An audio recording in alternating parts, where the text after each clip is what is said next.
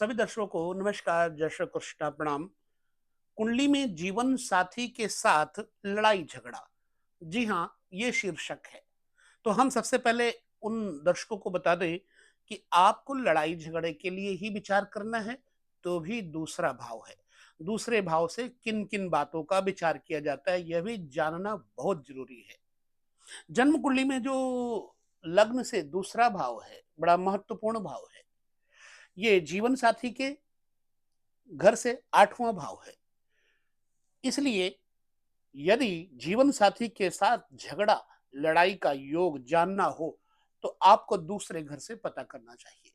दूसरा घर दाहिना नेत्र है। दूसरा घर वाणी है, यानी जिह्वा है। दूसरा घर खान पान है। अप्राकृतिक यौनाचार दूसरे घर से देखा जाता है। व्यसन इत्यादि का विचार दूसरे घर से देखा जाता है। नासिका का भी विचार दूसरे घर से देखा जाता है, किया जाता है। बहुत सारे ऐसे विचार हैं, जैसे सोना चांदी, आपके पास नगद धन कितना है, इन सब चीजों का विचार दूसरे ही भाव से किया जाता है। और दूसरे भाव से विचार किया जाता है हमारे कुटुंब का। निश्चित बात है कि दूसरा भाव कितना महत्वपूर्ण है जातक के जीवन में। और बचपन में जब जातक आगे बढ़ता है अपने आयु से प्रथम चरण में, तो उसका सबसे पहले अपने कुटुंबियों से परिचय होता है। और उसको, यानी कि जातक को, सोसाइटी के आचार विचार घर वालों के द्वारा ज्यादा पता लगता है। माता कौन है, पिता कौन है, इन सब बातों का विचार द्वितीय से पता चलता है। यूं तो बहुत सारे विचार द्वितीय घर से और किए जाते हैं, लेकिन मेरा मूल उद्देश्य आपको यह बताना है छोटे से वीडियो में कि जन्म कुंडली में दूसरे भाव में यदि शुभ ग्रह बैठे हैं, तो जीवन साथी के साथ पटेगी। अगर दूसरे भाव में अशुभ ग्रह बैठे हैं, तो जीवन साथी के साथ कलह रहेगी। क्यों? क्योंकि जबान, दूसरा घर मन की एकाग्रता भी है कि आपका मन कितना एकाग्र है। दूसरा घर इतना महत्वपूर्ण है। तो हमें यहां पर एक ले लेते हैं, लग्न।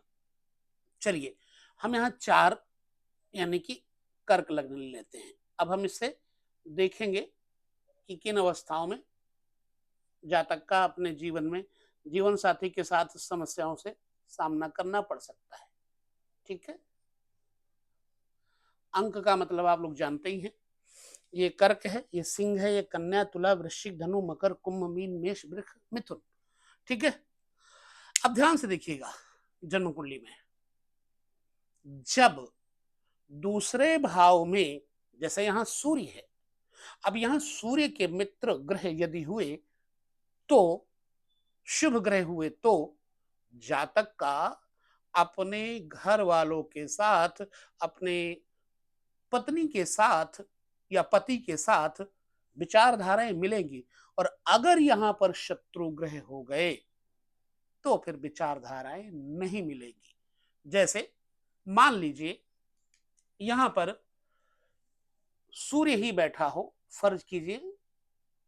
अब सूर्य वाणी की तेजस्विता दे देता है, नेत्र में तेजस्विता दे देता है।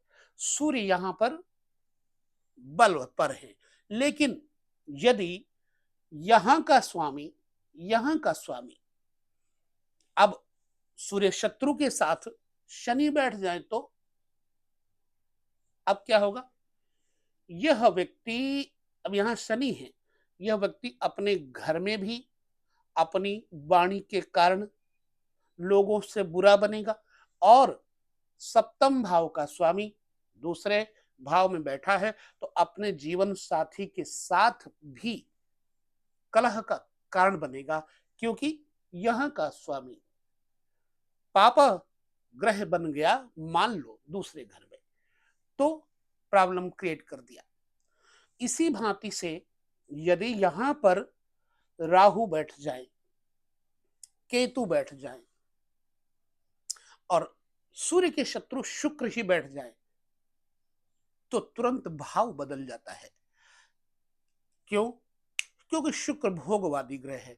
यदि यहां शुक्र, शनि, राहु जैसे भोगवादी ग्रह बैठ जाए, तो जातक अप्राकृतिक मैथुन आचार विचार वाला हो जाता है, जातक का खान पान बाधित हो जाता है, जातक का खान पान जो है अधर्ममय होगा, व्यसनात्मक होगा, नशीले पदार्थों का सेवन करना, मांस मदिरा इत्यादि का सेवन करना बताता है। तो जाहिर सी बात है कि जब दूसरा यानी जबान पर पापक ग्रह बैठे होंगे तो कुछ न कुछ मुंह से निकलेगा। तो सप्तम भाव का स्वामी सूर्य के साथ बैठे हुए होने पर जातक के जीवन में जीवन साथी के साथ लड़ाई झगड़ा कलह पूर्ण बनाने के साथ इतना झगड़ा बढ़ा देता है कि अलगाववाद हो जाता है, पृथकतावादी आ जाती है जिंदगी में, बिल्कुल नितांत अशांति बन जाती है। इसलिए अगर आपको लड़ाई झगड़े के बारे में विचार करना है जीवन साथी के साथ तो द्वितीय घर से विचार करना। अब एक और विचार ले लेते हैं। मान लीजिए यहां तो सूर्य बैठे हैं, लेकिन द्वितीय भाव के स्वामी ही सूर्य है। अब इस सूर्य यहां बैठ जाए, ठीक है, अभी शुक्र की राशि में सूर्य बैठ गए, ठीक यहां पर राहु बैठ जाए, तब भी इस घर को बिगाड़ेंगे। अब दो घरों को बिगाड़ेंगे। इस घर के स्वामी होने के कारण जाहिर सी बात है सूर्य चौथे घर में और राहु केतु का एक रूप है। केतु जो हृदय ग्रंथि में अमृत है वो यहां बैठता तो भी नुकसान तो करता ही, क्योंकि सूर्य को ग्रहण लगाने में राहु केतु का ही हाथ है। तो अब सूर्य के साथ जब भी कोई ग्रह बुरे बैठेंगे तब भी दूसरे भाव यानी कि जीवन साथी के साथ लड़ाई झगड़ा कलह करवाते ही रहेंगे। यदि सूर्य यहां बैठ जाए, ठीक है, यहाँ के स्वामी यहां बैठ जाए तब भी लड़ाई झगड़ा कलह करवाते रहेंगे। यदि सूर्य यहां बैठ जाए तो ऐसे व्यक्ति को अपने जीवन साथी के साथ विच्छेद करना पड़ता है।